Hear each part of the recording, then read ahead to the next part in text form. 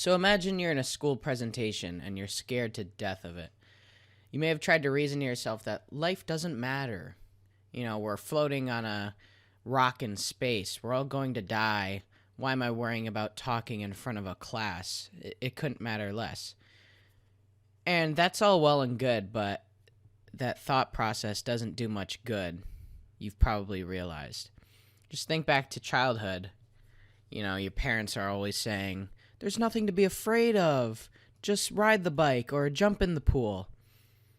And it doesn't do any good because thoughts don't convince us something isn't scary.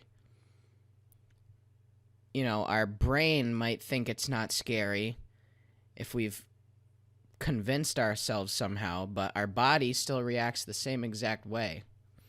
The only way that you can convince yourself that something isn't scary is through action. There is no way to get rid of fear. All you do by fighting fear is creating more fear, and that just further paralyzes yourself. You could be scared to death riding a bike or jumping in a pool. Back in childhood, you probably remember these kinds of situations, but what makes you realize it's not so bad is doing the thing. Jumping in a pool and you realize it's cold, but you get used to it, or you ride a bike and you might wobble a little, but then you're going, and it's nice. You're doing it, and that's the thing. You're doing it.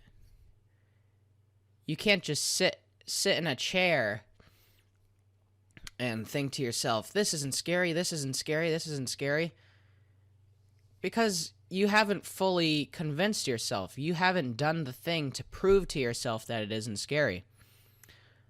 The fear of a scary event is oftentimes worse than the event itself. So know the worst has already been overcome and just do the thing.